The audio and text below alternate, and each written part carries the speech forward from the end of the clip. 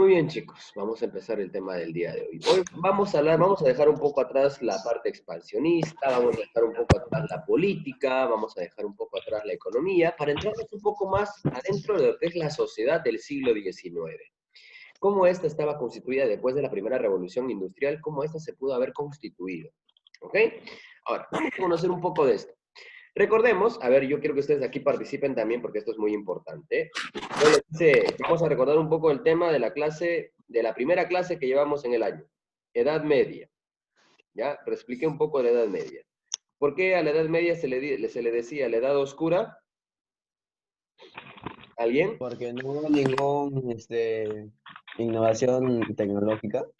Muy bien, señor. Porque no había, señor Franco, ¿verdad? Franco Fernández. Muy bien, Fernández, porque prácticamente en la Edad Media era un estancamiento académico, científico y social. Ya, no te olvides de eso, por favor. Ya, la Edad Media es un proceso donde todo se estanca. Luego entramos a la Edad Moderna. ¿Por qué se le dice Edad Moderna? ¿Alguien? ¿Alguien sabe por qué se le dice Edad Moderna? Eso puedo decir. Claro, Franco, estás acá para que hables. El que habla tiene puntos, tiene nota. Porque, no sé, me acuerdo que era porque cambió de que la iglesia pasó de ser el centro del mundo al humanismo. Ah, muy bien, Franco, con tus propias palabras, eso me encanta, muy bien. Vamos a decirlo así con algunas propias palabras, ¿ya? Recordemos que una característica de la Edad Media era que todo era teocrático. ¿Qué es teocrático, jóvenes? Que todo era Dios. Dios aquí, Dios allá, Dios por aquí, Dios a la izquierda, Eran Dios a la derecha. teocentristas. Teocéntrico. Muy bien, Danita Bedón. Era teocéntrico. Pero cuando entramos a la Edad Moderna, se deja el teocentrismo de lado y se entra con las corrientes, ¿no? ¿Cuál fue la primera corriente que aparece? Vamos con la primera corriente, justo creo que mi amigo Franco lo había mencionado. ¿El humanismo? Muy bien, Ajá. aparece el humanismo. ¿Cuál es el punto céntrico del humanismo? El hombre tiene la El fuerza hombre. de todo. El hombre es el centro de El hombre es todo. el centro. Ya no Dios, ahora es el hombre. Luego, del humanismo tenemos lo que es el renacimiento, ¿no? El renacimiento concerniente al arte, a la música, a la literatura, al avance académico, y poco a poco los avances académicos también ya se iban proponderando. De ahí aparece la reforma. Creo que aquí no nos hemos detenido mucho, pero me gustaría detenerme aquí un momento. ¿Alguien sabe qué es la reforma? Porque el tema de hoy va con esto. La reforma protestante, profesor. ¿Perdón? La reforma Reforma protestante. protestante. Ajá. Un movimiento religioso Un movimiento religioso. ¿Dónde fue liderado ese movimiento religioso, muchachos? en Alemania. Ajá, muy bien, en Alemania. ¿Quién es el máximo representante de esta gran... Martín Lutero. Martín Lutero. ¿Alguien sabe quién fue Martín Lutero? Escribió sus Publicó las 45 95 tesis. Sus tesis. Bien, excelente, muy bien. Pero vamos a andar un poquito en su historia, ¿ok? Martín Lutero era un sacerdote, ¿ya? ¿Cuál era el objetivo de Martín Lutero? Yo quiero que tú me escuches esto. El objetivo de Martín Lutero no era Las formar iglesias. nuevas iglesias, no era formar nuevas iglesias, no era Era hacer otra iglesia, era reformar ¿qué cosa? ¿La iglesia? Iglesia Católica. Era reformar la iglesia católica, porque la iglesia católica estaba yendo por mal camino, cobrando indulgencias, estaba pues vendiendo la salvación, estaba vendiendo cosas que prácticamente no venían al caso. O sea, estaba lucrando con el pueblo. Entonces Martín Lutero, pues prácticamente recordemos que la Biblia no se podía leer, y Martín Lutero baja una vez a la... ¿Cuándo se da cuenta de todo esto?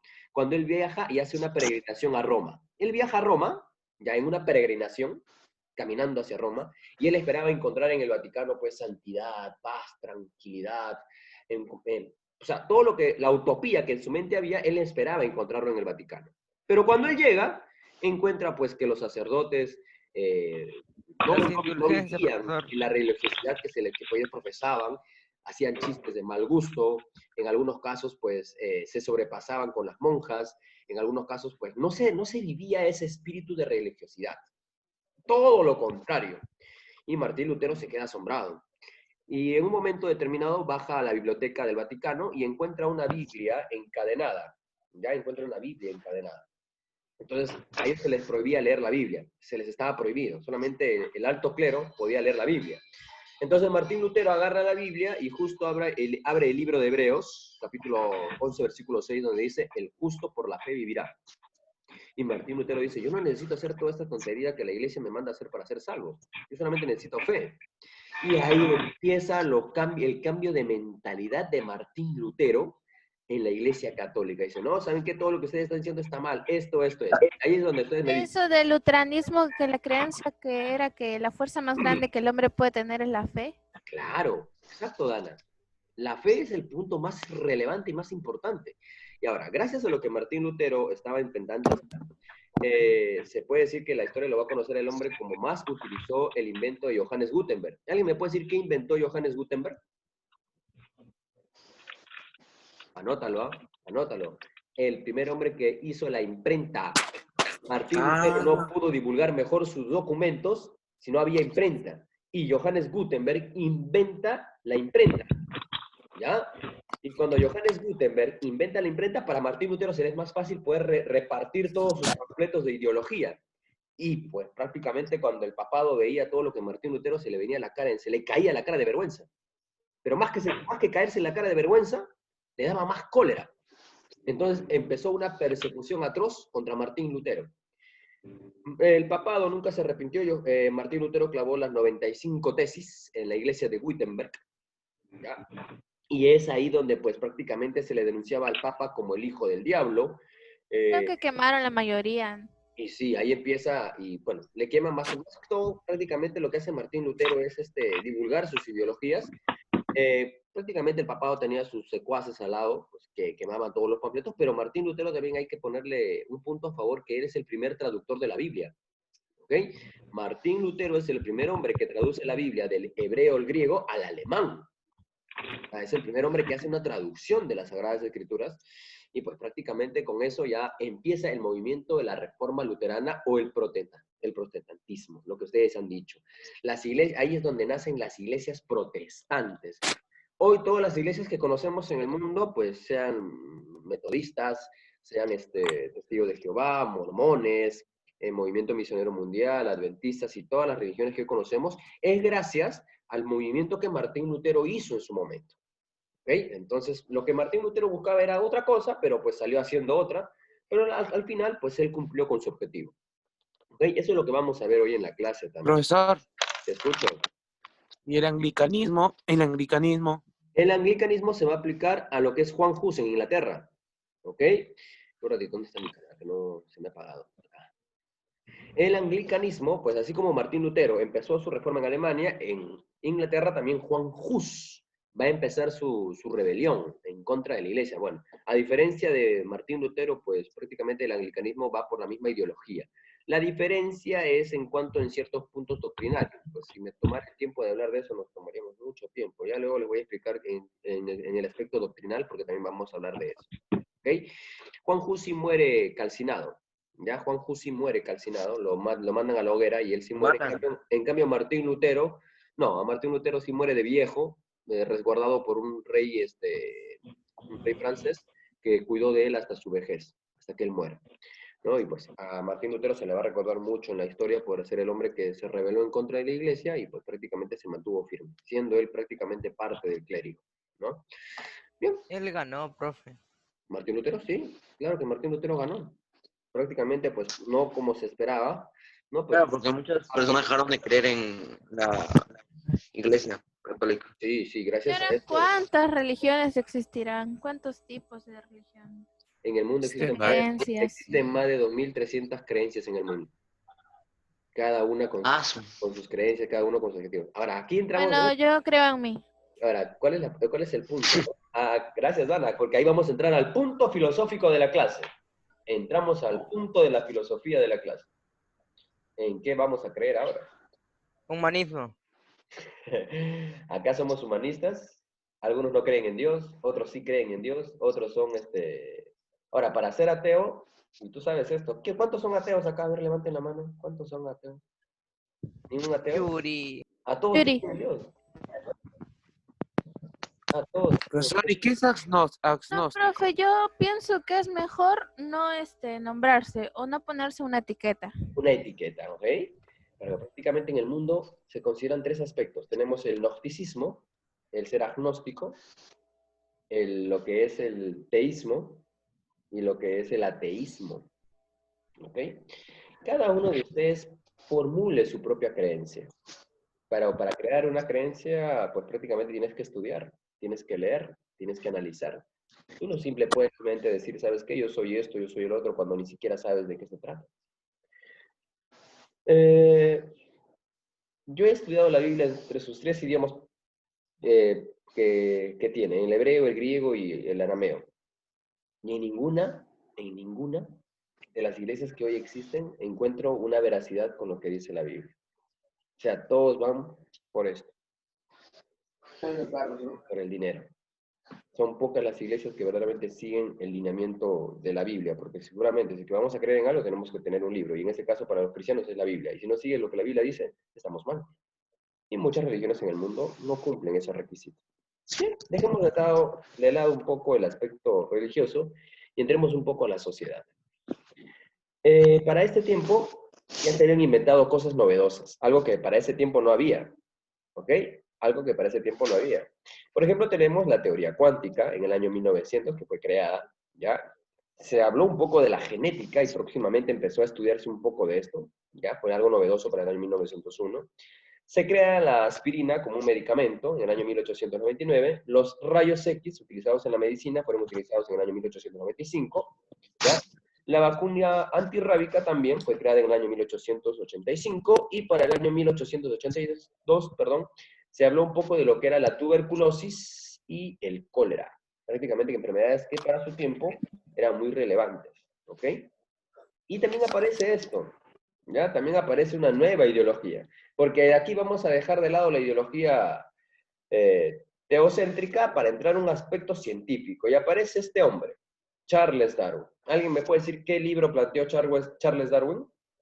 ¿Cuál fue? El origen. El origen del hombre. De las especies. El origen de las especies. El origen de las especies, no del hombre, el origen de las especies. El libro de teoría del origen de las especies habla acerca de la selección natural. ¿Alguien puede decirme qué cosa es la selección natural?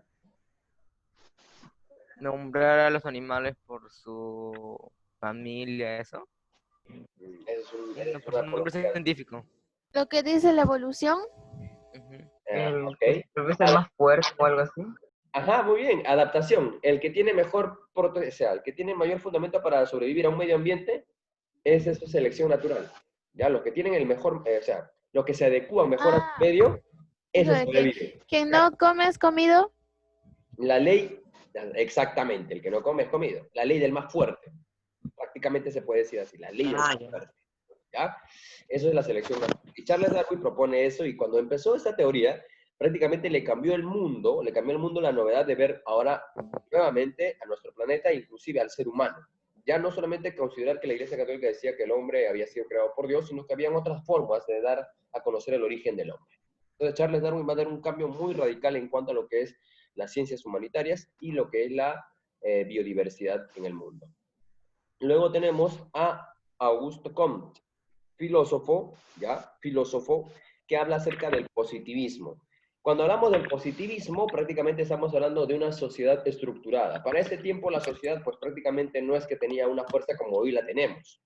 Estaba recién en pequeños auges, ¿ok? Entonces, con Augusto Comte habla acerca de que la sociedad se rige por leyes que pueden estar cubiertas por un análisis social. Con Augusto Comte van a ser lo que es la rama, o es el fundador de la sociología, el estudio de las sociedades, ¿ok? Augusto Comte siempre se va a dar esta característica, el fundador de la sociología. En cuanto a lo que es la fuerza ideológica, pues como ya hemos estudiado nosotros, el desarrollo científico se va a afianzar en la idea de progreso, o sea, mirar hacia más adelante. Esto se debe a que la Ilustración es el padre de la idea del progreso, ¿ok? Se recordó que el hombre, pues, es una facción muy importante de la historia y este debería seguir evolucionando para poder obtener un futuro mucho mejor. En la Edad Media no se miraba al futuro. En la Edad Moderna se miraba al presente. Pero ya a partir del siglo XIX se miraba hacia el futuro, hacer que las cosas sean mucho mejor para más adelante. Entonces ahí empiezan los famosos filósofos, sociólogos a reunirse para poder dar una solución a los grandes problemas de su tiempo. Y empieza el proceso de secularización, dejar de lado las religiones para centrarnos en una sociedad mucho mejor, ¿ok? Para esto, en este proceso de secularización, vamos a darnos cuenta que muchas personas van a emigrar, ya van a emigrar de las ciudades y van a escapar del control de las iglesias, ¿ok? Empieza a haber una migración total para escapar del control eclesiástico, ¿ya? Y empieza en un mundo más ¿Y rural. cómo escapaban de una iglesia? No, o sea, migrar, solamente es la migración. Ya ir a lugares donde prácticamente pues no se respiraba mucho el ambiente católico y sino más el ambiente protestante, que es más, era un poco más libre, se puede decir así. ¿Ya? En cuanto a la legislación de la Revolución Francesa, gracias a esta revolución, ¿ya? La sociedad va a empezar a conocer un poco de lo que es el papel prácticamente de libertad, el papel de tener una democracia, el papel de tener una buena sociedad, una buena economía y una sociedad prácticamente igualitaria. Eso es lo que prácticamente la Revolución Francesa les había dejado a ellos y aún todavía seguía en un gran concepto. En la mentalidad científica, pues las creencias tradicionales del cristianismo se van a dejar de lado para entrar pues prácticamente a lo que ya Auguste Comte, Charles Darwin y otros hombres más empezaron a hablar acerca de lo que es la verdadera ciencias humanas. Se va a dejar de lado y aquí es donde la Iglesia Católica pierde hegemonía, ¿ok? Acá pierde su hegemonía. En el mundo protestante, como habíamos hablado gracias a Martín Lutero, pues va a surgir una religión llamada el metodismo. Ya este movimiento religioso va a traer mucho la atención del mundo de los británicos porque es más liberal, se puede decir que es más tranquilo. No tienes que estar haciendo tantas peregrinaciones ni pagar nada. O sea, es una contraparte a lo que la Iglesia Católica enseñaba. El metodismo era más liberal, más liberal, más tranquilo. En la lectura de las escrituras, en la vida cotidiana, era muy diferente a lo que el catolicismo estaba enseñando para su tiempo. Aquí es donde nace la escuela, donde el Estado se mete en la educación. Para ese tiempo, en el siglo XIX, ya se había erradicado drásticamente el analfabetismo. Y fue un punto muy interesante, porque como la revolución industrial, porque todavía no vemos la segunda, porque la vamos a ver, como cuanto más las revoluciones se van dando, ya, industriales, empieza un nuevo mecanismo de entender las cosas. Entonces, para eso, este proceso de industrialización va a proporcionar una razón para que la educación popular, ya, de la gente común, sea más, se dé de mejor manera, ¿ok? Transmitiendo valores, códigos de conducta, y esa era la primera razón. Mandaban a la escuela a sus hijos para que recibieran instrucción en cuanto a valores y en cuanto a lo que son la ética de la conducta y el desarrollo social. Entonces ahí es donde el Estado ya va a empezar a entrar en el apoyo público de la educación. Para esto también la música se desarrolló, jóvenes. ¿Ok? La música tuvo un apego muy importante, ya que para este tiempo se apareció una corriente llamada el romanticismo. ¿Ok? Para el siglo XIX prácticamente estaba marcada mucho por el ambiente romántico, muchísimo por el ambiente romántico, ya que por esto vamos a conocer a este hombre, Luigi van Beethoven.